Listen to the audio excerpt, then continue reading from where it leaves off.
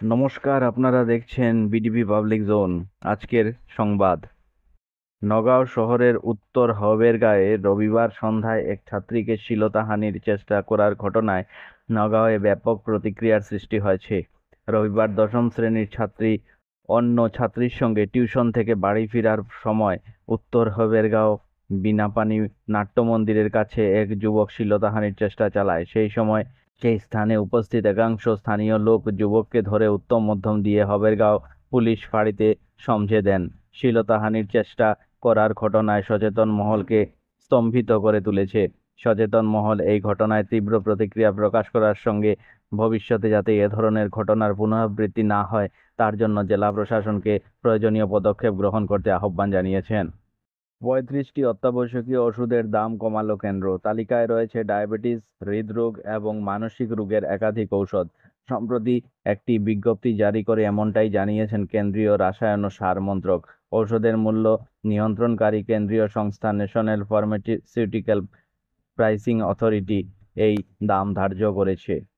ভারতকে ফের যুদ্ধের হুমকি পাকিস্তানের ফিল্ড মার্শাল আসিফ মুনিরের ভয়ঙ্কর আশঙ্কার কথা ফাঁস করে দিলেন সেনা মুখপাত্র তথা মুনিবের অত্যন্ত বিশ্বস্ত সহকর্মী। পাকিস্তান মুখপাত্র জানিয়েছেন, ভবিষ্যতে দুই পরমাণু অস্ত্রধর দেশের মধ্যে কোনো সংঘর্ষ বাধলে ফিল্ড মার্শালের ইচ্ছা ভারতের একেবারে ভিতরে আঘাত আনার।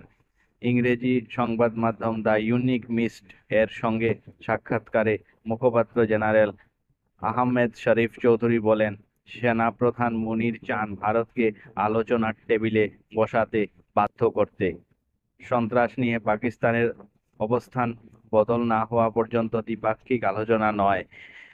নয়াদিল্লির এই সিদ্ধান্তের কারণে ইসলামাবাদও দীর্ঘদিন ধরে উদ্বিগ্ন রয়েছে বলে তিনি জানান। তার কাছে জানতে চাওয়া হয়, প্রধানমন্ত্রী নরেন্দ্র মোদী হুঁশিয়ারি বলেছেন ভবিষ্যতে কোনো জঙ্গি হানা হলে অপারেশন সিন্দুরের মতোই দ্রুত সেনা অভিযান হবে।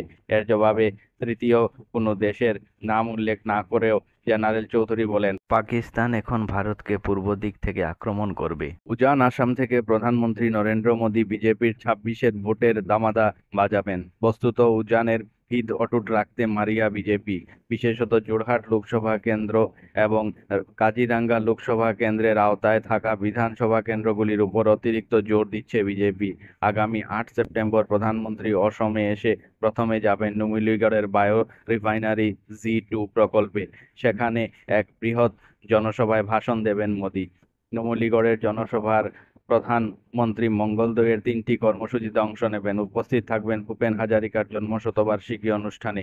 কিন্তু প্রথমে যাবেন উজান অসমের নুমলীগড়ে। সেখানে তার হাই ভোল্টেজ জনসভা থেকে ভোটের রণডঙ্কা বাজাবে বিজেপি। অসমের মুখ্যমন্ত্রী ডক্টর হিমন্ত বিশ্ব শর্মা নিশ্চিত করেছেন যে বরাক উপত্যকার একাধিক শহরে পানীয় জল সরবরাহ প্রকল্পের কাজ জোর কদমে চলছে। এর মধ্যে বদরপুর শহরের জন্য ৪৯.৫৯ কোটি ব্যয় নির্মাণে একটি গুরুত্বপূর্ণ প্রকল্প রয়েছে, যার মাধ্যমে শহরবাসীকে ২৪ ঘন্টা নিরাপদ পাইপলাইনের জল সরবরাহের লক্ষ্য নেওয়া হয়েছে। এছাড়াও শ্রীভূমি অঞ্চলে ৮১.১৮ কোটি টাকার একটি প্রকল্পের কাজ শুরু হয়েছে, যার আওতায় প্রায় ১২৯ কিলোমিটার পাইপলাইন এবং ৫টি জলধারা নির্মাণ করা হবে, যা প্রায় ৭৫,০০০ মানুষকে উপকৃত করবে। মুখ্যমন্ত্রী জানিয়েছেন, বরাক উপত্যকার সার্বিক উন্নয়নের জন্য রাজ্য সরকার ৩৫০ থেকে ৪০০ কোটির বেশি বরাদ্দ করেছে এবং এই উদ্যোগগুলোর মাধ্যমে আগামী দিনে এই অঞ্চলে পানীয় জলের সংকট অনেকটাই দূর হবে বলে আশা ব্যক্ত করেছেন। খবর এখনকার মতো এখানেই শেষ হলো।